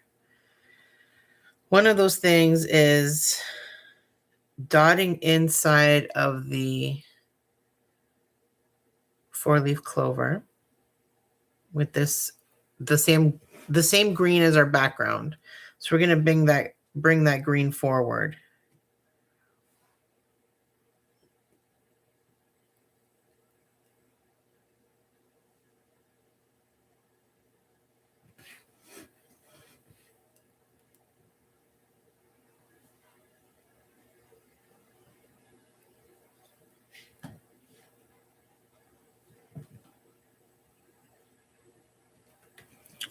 I almost touched my brown dot there and I would have been very unhappy with myself. It wouldn't be the first time. This brown paint has a lot of bubbles in it because I stirred it really aggressively earlier when I was making it. And if you were watching at that time, you'll recall that I said, this is the consequence of my actions. If you want to be impatient when you're stirring your paint, then you're going to spend that time popping bubbles instead. All right, we are done our white top dots. I think it's time to do the jewels. I'm going to decide right now. Are you dry? Yeah. We need to decide if we're going to put a jewel. These are going to be annoying.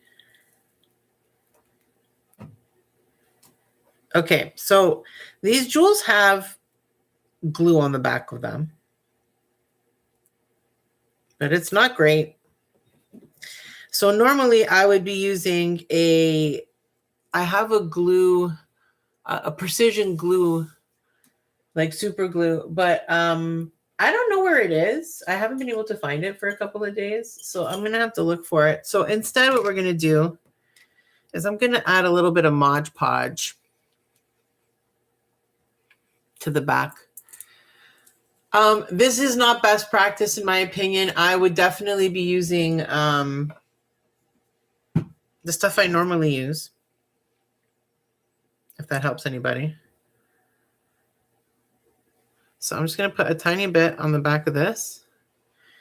And then we are going to try to drop these exactly where we want them. Let go. Drop.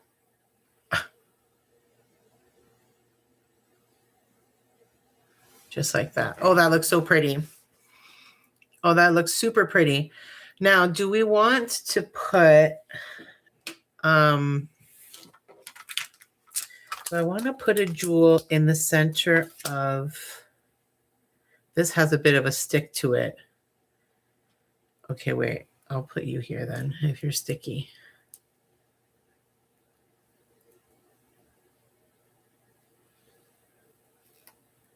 I'm peeling the sticky off as I'm saying it has a stick, because it's sticking over the edge and I don't want to see it. Okay, that looks good. Okay, you're not the right one. I want to try one in the center. I'll put you on one of these.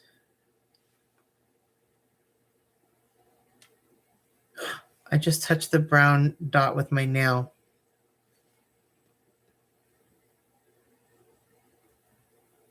See what I did there with my nail? Ah, Mary. Well, I'm going to leave it because if I want to, I can place another brown dot over top of it. So if it dries funny, I might do that later.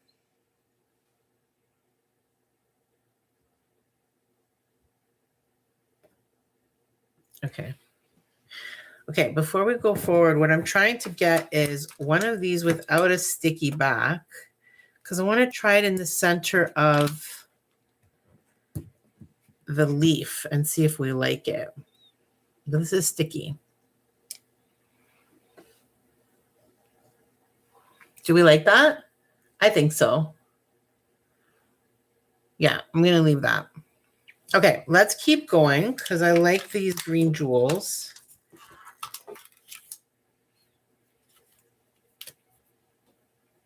This one kind of is sticky. So I get these rhinestones at Dollarama and Dollar Tree. They both have them.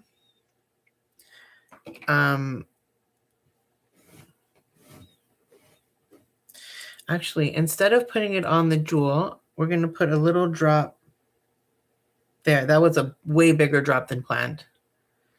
Way, way, way bigger. I need to like pull some of that off. It's so much bigger than it needs to be.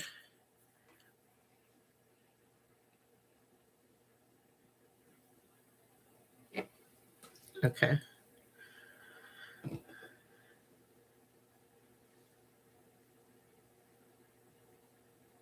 Oh, really? You're going to be one of those, huh?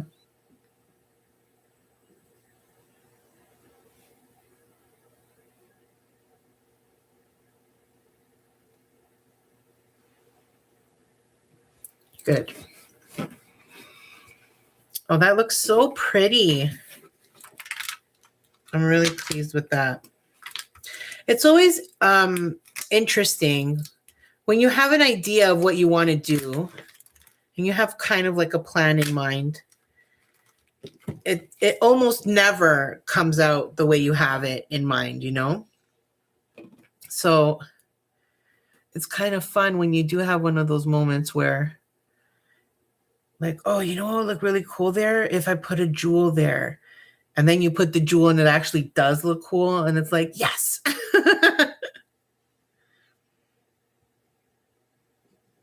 You too. Come on, bro. Get it together.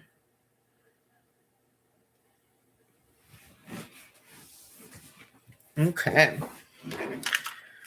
We're getting there, guys. We're getting there.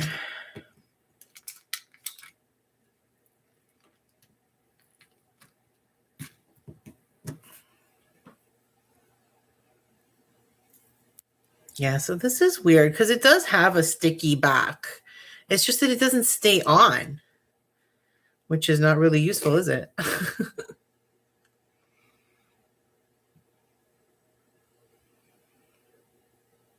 So again, I'm using Mod Podge as my glue today. But I would normally recommend using like, I use Gorilla Glue with a precision nozzle. It's this little, it's perfect. It's really perfect for projects like this. I highly recommend it. I have misplaced mine, but I'll find it. It'll be fine.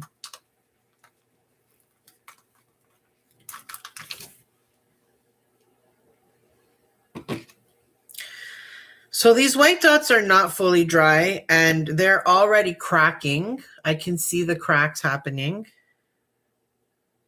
at the center. Again, for the reason I told you earlier, they were thick white dots. There's a lot of paint in those dots and it's cold in my basement. Oh boy, you just don't want to come off my finger? That's not nice. No, for real.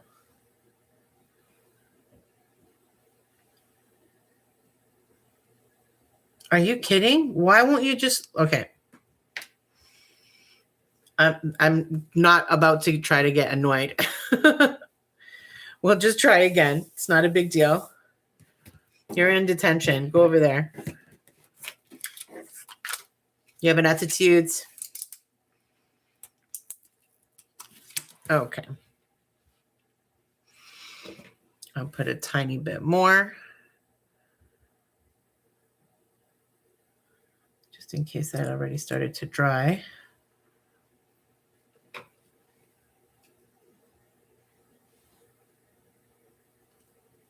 There we go.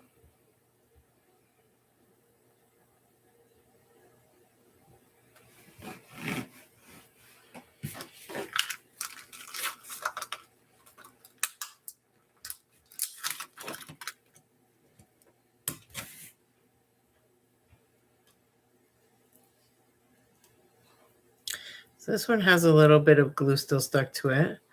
So I'm not going to use Mod Podge on this. I'll just drop it in place. I see a little piece of something stuck to it. What do I have that I can use?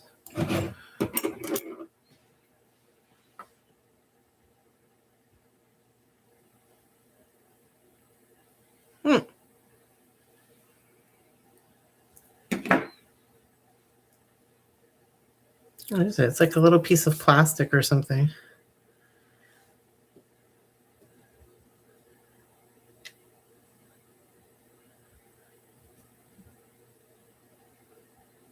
Okay, one more. Doesn't that look pretty? I'm so pleased with the way that's turned out.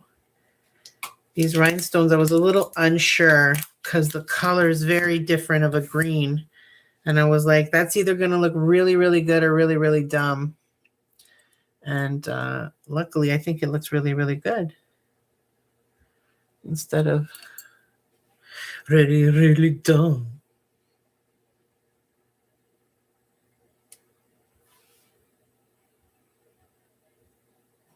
All right.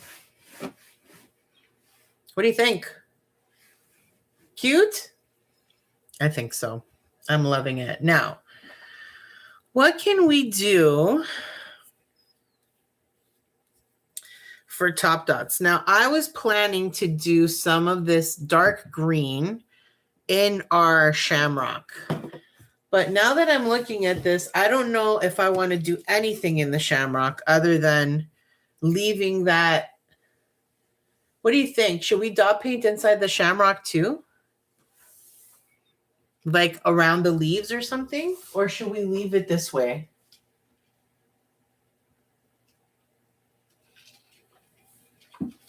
I don't know. I can't really decide, honestly.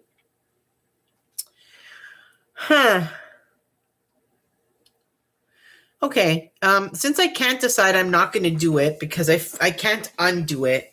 If I change my mind later, I can always add the dots in. So I think what I'm going to do is I'm going to bring that green forward because I do want to bring that green forward. That's why I've been debating about putting it in here. But I think how we're going to bring it forward is we're going to make it a top dot on these other big white dots. So let's do that. That'll be interesting.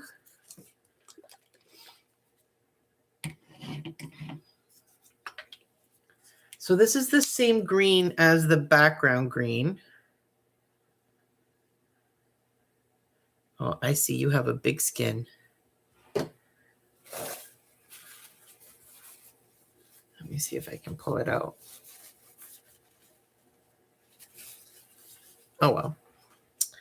Oh, well. Okay, so what we're going to do is I think I'm going to do a 3mm.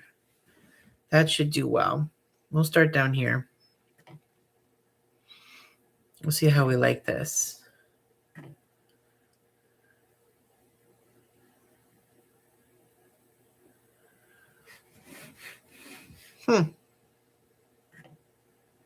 So this is called a top dot. And it's exactly what it sounds like. It's a dot that you're placing on top of another dot. You can place it right in the center like I am. You can make it a really small top dot, so it's just teeny tiny. You can make them almost identical in shape, so it's just a tiny bit of a white frame around the dot. You can position the dot lower or higher or to the side. It doesn't need to be in the center. There's a lot of ways to use top dots, and they're a wonderful way to bring colors either into a project or to tie a whole bunch of colors together that you're already using. But the trick to a top dot is you really do want to make sure that the dot you're dotting on top of, that bottom dot, this white one in this case, is as dry as possible. And unfortunately, we don't have time for that tonight because this is a live stream. So I can't let everything dry, but I think it's still good. That looks great. That looks great. I'm still kind of torn about if I want to put some of these hunter green dots on here. Let me try one. And if I hate it, I can wipe it up with a Q-tip. Oh yeah, we need to dot this. I think it's going to look good.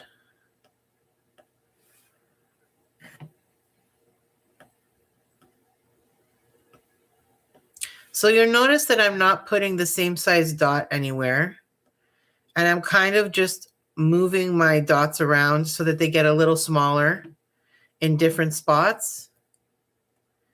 This is usually how I fill in things, so that you get a nice variety of different sizes of dots, while at the same time, it's a really easy way to do it.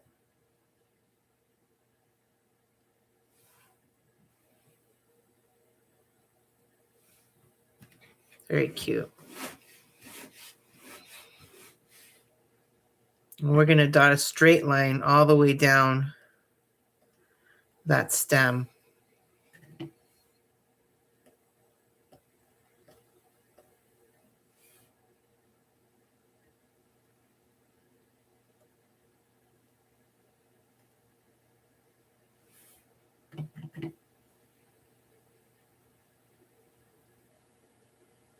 Again, you want to be very careful to not put them too close to each other. There's a couple there that are a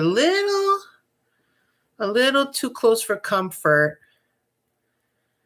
So hopefully they won't turn into a blob dot. I would really not like that, but if it happens, it happens.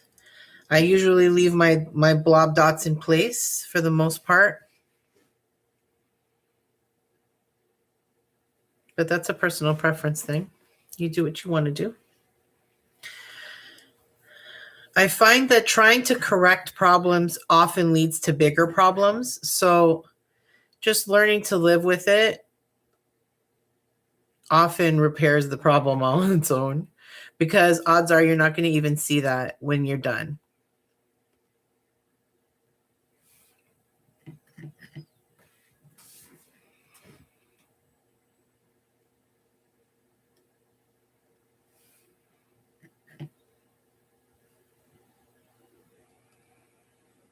Okay, guys, we're almost done. I feel like we're in the final stretch here. I'll put a couple more smaller dots. I flipped my dotting tool over so I can get smaller dots.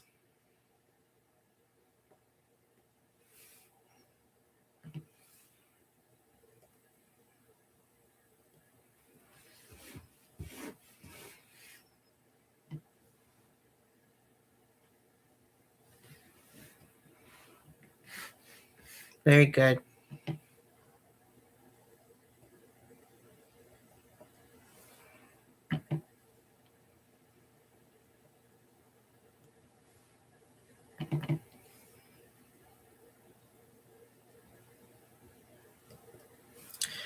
Okay, I'm going to go straight down the center. Let me just clean off my dotting tool because I'm not going to use that side. I'm going to use the top side. Actually, do I want to do that? Yeah. I'm going to try.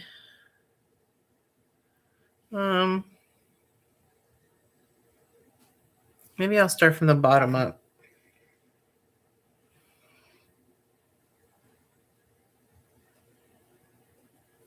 One, two, three. 1, 2, 3. And we'll go all the way up. Very cute. What do you think, guys? Are we done? Should we add anything else? Does it need anything else? We've got some of this forest green top dot on these white dots here. We've got our jewels on the main white dots. Nothing on top of these gold, like golden dots. I could do brown as a top dot on top of those. Should we do that? Let's do that. That sounds fun. No, this is black. Where's my brown? Burnt umber, it's called. So we used this color and mixed it with yellow to make that bronzy color that we used. So we'll see how this looks on top. Now these are really big. How big of a dot do I want to put? This size is fine for that. What are we talking here? A 5? That's a 5.5. What else can we use that is reasonably sized? None of these. What about you? What are you? You're the one. A 4. Actually, that's still too small. A 5.5 or a 6? Let's do a 6. Okay. We're going to do that on these goldy bronzy ones. I feel like this is going to end up being big now, but we'll see.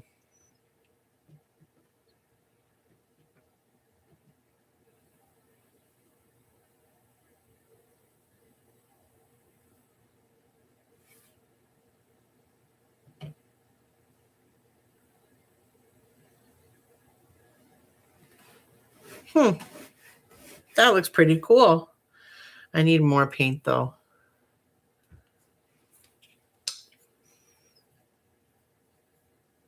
That's good. And then we'll go back with the 3mm rod.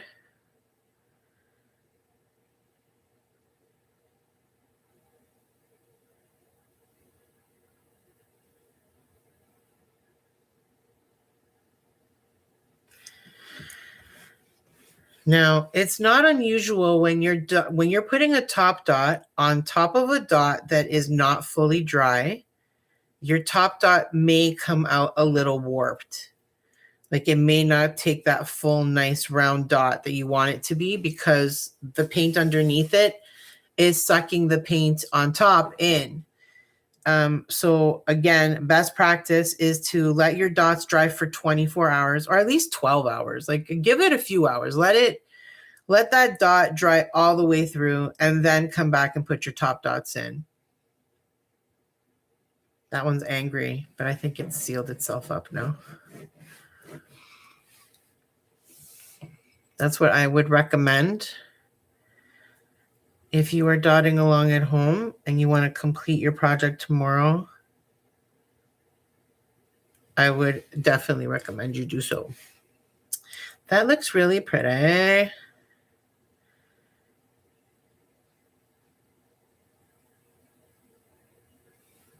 All right, I'm going to actually do a brown dot in the center of those as well. On the smaller one, because I think it's going to look really pretty. Come back down here. Why do you keep scooting away from me?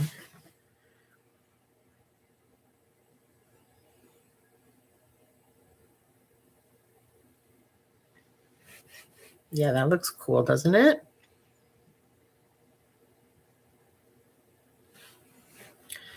It's really amazing how much a top dot changes the way something looks. So if you're ever kind of making something and you're going, oh, I don't know, I kind of feel like it's missing something, have a look and see if you can add a top dot somewhere. You'll be surprised what a difference that'll make. Thank you. I think it's pretty too. I'm really happy with the way it turned out. I would say once we're done these dots, we're going to call this a day. I'll have another look at it, but I feel like we've done all the things. Okay, let me clean my dotting tool and let's see. Let's get everything out of the way here. Scoot. All right, ready? Ta-da! What do you think? How do you like our 4-leaf clover lucky mandala? I'm very pleased with the way this turned out. I think it's super cute. I would totally, I'm going to wait 24 hours and then we're going to erase. Actually, I feel like there's one more thing I want to do. I've just realized I want to take this green that we've used and bring it forward again. And I think the best place to do that is on the top of these white dots. What size dot do we want to do? Do we want to do something small or big? Let me see. I'm thinking something like maybe that 5.5.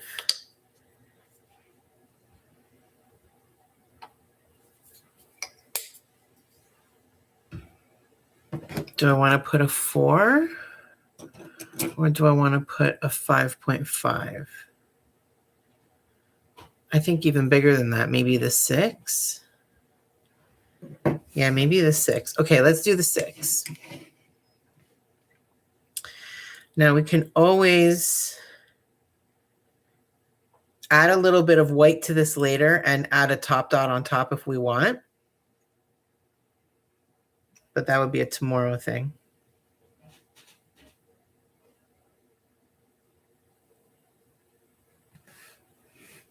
Oh yeah, that was the right call.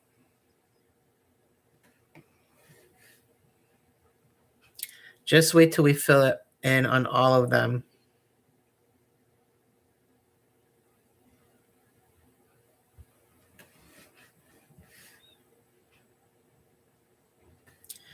It's a great way to tie everything together.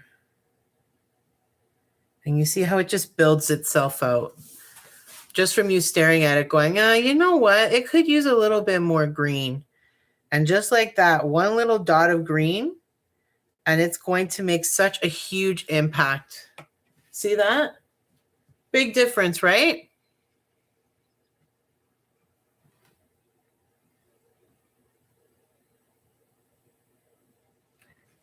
Shouldn't do that on the side. See, I did that crooked. I don't care. I'm going to leave it.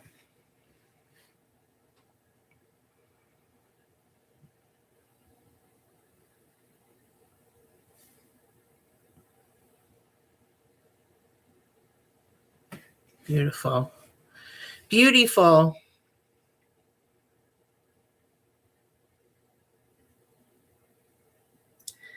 I hope that this kind of project helps you realize that dot painting can be any season. You can do anything with dot painting. Anything you want. You can make any image by using that chalk transfer. You can come up with any color palette to suit any season. Cute. I'm happy with that green dot. I feel like that really did it. That really made it for me. I consider this complet. What do you guys think? Is it cute? I'm super pleased with the way this turned out. So if you're dotting along with me, let me tell you what the next steps are going to be over here in the craft room. Number one is we're going to leave this alone for the rest of the night. Tomorrow morning, I'm going to use my trusty eraser. Where is it? I'm going to show you. This is just a regular eraser, like you would use when you're in elementary school. And I'm going to erase my chalk lines using this, and a lot of patience, because it's going to take a little bit of movement. It's not going to come off super duper easy. Don't get stressed out. Just take your time. Slowly but surely, you're going to get your chalk lines off. And then don't forget that you can also use a damp Q-tip. That would be something useful. Now, when you do remove your chalk lines, you may notice some gaps in the pattern. You might notice that, oh, I thought that was closer to the edge than it was. So have your dotting tools with you, have your paints with you, because you might want to do a couple of little spot changes and adjustments, which is totally normal. And then once you've got your chalk lines done and off, I would highly recommend that you do at least 1 or 2 coats of matte varnish, or any kind of varnish that you want. It can be glossy, it can be matte, satin, it doesn't matter. And you can use any brand that you like. I happen to really enjoy Liquitex. I use it all the time. So I can tell you that I like it and it's good, but by all means, use whatever you like. And you're going to want to do at least 2 thin coats of varnish. Don't touch the jewels, the rhinestones with the varnish. Work around them. And make sure that you have erased your chalk lines, because if you varnish over your chalk lines, they're in there forever. So make sure you've erased your chalk lines really well. And then 2 thin coats of varnish, avoiding the jewels. And you will have made yourself a beautiful St. Patrick's Day 4-leaf clover mandala. I hope you enjoyed making this with me tonight. I had a blast. I'm here every Tuesday night at 7 p.m. Eastern Standard Time, dot painting something else. You never know what we're going to dot paint. I dot paint all kinds of things. If it's not moving, I'm going to dot it. So, you never know what you're going to find here, but it'll definitely be beautiful. We're going to have a lot of fun making it together, and it'll be totally beginner friendly. So if you're interested in learning more about dot painting, check out my channel. I have a ton of beginner friendly types of projects, things like this, these like full like live streams where you watch it in a replay and you hear me ramble for 2 hours. And also I have tutorials that are 10 to 15 minutes long. You still hear me talk the whole way through, but it's a lot shorter. So, whatever blows your hair back. I hope you enjoyed making this super fun project with me tonight. I had a blast. And if you did enjoy it, please hit that like button. It really does help me out. And consider telling a friend. And don't forget to subscribe so that we can continue to get crafty together. Toodaloo!